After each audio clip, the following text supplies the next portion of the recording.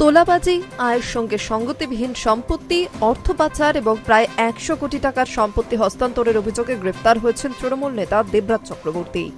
দেবরাজ চক্রবর্তীর গ্রেফতারের খবর ছড়িয়ে পড়তেই বাগুইয়াটি এলাকায় দেখা যায় সম্পূর্ণ ভিন্ন ছবি। স্থানীয়দের একাংশ ব্যান্ড পার্টি নিয়ে রাস্তায় নেমে উদযাপন করতে শুরু করেন। বাজে ফাটিয়ে নাচ গান করে তারা নিজেদের আনন্দ প্রকাশ করেন। দীর্ঘদিন ধরেই এলাকায় তোলাবাজি ও প্রভাব খাটানোর অভিযোগ ছিল, তাই গ্রেফতারের খবর প্রকাশ্যে আসতেই সাধারণ মানুষের মধ্যে স্বস্তির পরিবেশ তৈরি হয়েছে। দেবরাজের বিরুদ্ধে একাধিক দুর্নীতির অভিযোগে ফের সরাসরি মুখও খুললেন রাজারহাট গোপালপুরের বিধায়ক তরুণ জ্যোতি তিওয়ারি।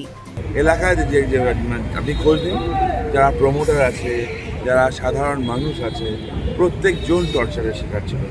প্রত্যেক জনের কাছ থেকে লুট করা হয়েছে, টাকা লুট করা হয়েছে, সম্পত্তি লুট করা হয়েছে। খালি এখানেই না, আমি বললাম ইলেকশনের সময় বলেছি বিলো দ্য বেল্ট আমি যাই, গেলে ওয়েস্টিন হোটেলের হিসাবটাও দিতে পারতাম। দেবরাজের কোম্পানি, দেবরাজের এক কোম্পানি ডিসি গ্লোবালের নামে টাকা করানোর কাজ হতো। 60 লক্ষ টাকার সম্পত্তি 20 লক্ষ টাকা কিনে ফেলা হয়েছে। আরও অনেক আছে এইসব। একটু স্ট্যান্ডেলের দিকে যান, স্টেডিয়ামের দিকে যান, একটু দেখুন একটা ভালো ট্রাভেল এজেন্সি আছে, নাম আমি এক্ষুনি বলছি না, একটু কাজ আপনাদের জন্য ছাড়ছি। ট্রাভেল এজেন্সির মাধ্যমে কাতার ওয়ার্ল্ড কাপের টিকিট কাটা হয়, যাওয়া ডেলি প্যাসেঞ্জারি করে কাতারের সময়। ইনফ্যাক্ট আমার কাছে যা খবর আছে, এবারও ওয়ার্ল্ড কাপ দেখতে যাওয়ার জন্য 25 লক্ষ টাকা অলরেডি ওই কোম্পানিটাকে পেমেন্ট করা ছিল।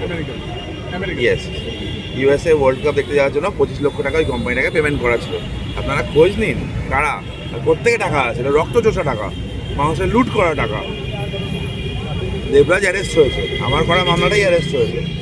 এখানেই শেষ নয়, আরও 8-9টা মামলা ওর বিরুদ্ধে হয়েছে এবং যতদূর আমি জানি ED is taking over the matter, financial scam. যদিও দেবরাজ চক্রবর্তীর আইনজীবীর দাবি তার মক্কেল সম্পূর্ণ নির্দোষ এবং রাজনৈতিক উদ্দেশ্য প্রণোদিতভাবে তাকে ফাঁসানো হয়েছে।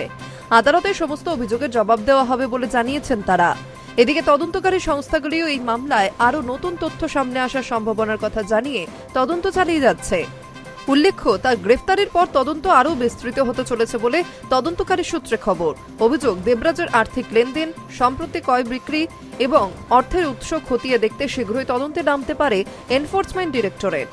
তদন্তকারী সংস্থার দাবি, দেবরাজ চক্রবর্তীর বিরুদ্ধে বিপুল অঙ্কের অবৈধ সম্পত্তি গড়ে তোলা, বেআইনি আর্থিক লেনদেন এবং একাধিক সম্পত্তি অন্যের নামে হস্তান্তরের অভিযোগ রয়েছে। সেই সব অভিযোগের সূত্র ধরেই বিভিন্ন নথি, ব্যাংক লেনদেন এবং আর্থিক তথ্য খতিয়ে দেখা হচ্ছে। প্রয়োজন হলে বিশেষ আইনের আওতায় পৃথক তদন্তের ব্যবস্থাও করা হতে পারে বলে সূত্রের খবর। Hi news network.